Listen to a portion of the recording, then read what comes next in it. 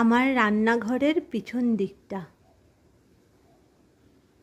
প্রচুর গাছগাছড়ায় ভরা।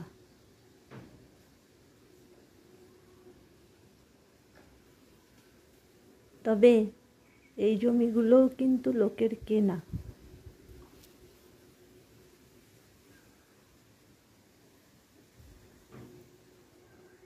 ওই পাশ থেকে একটা রাস্তা বেরাবে।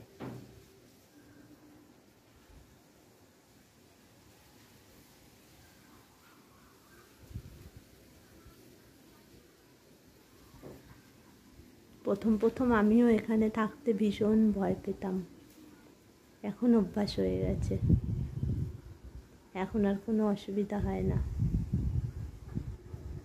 বন্ধুরা, তোমরা শুধু একটু ঈশ্বরের কাছে প্রার্থনা করো যেন এখানে বসতি খুব তাড়াতাড়ি হয়।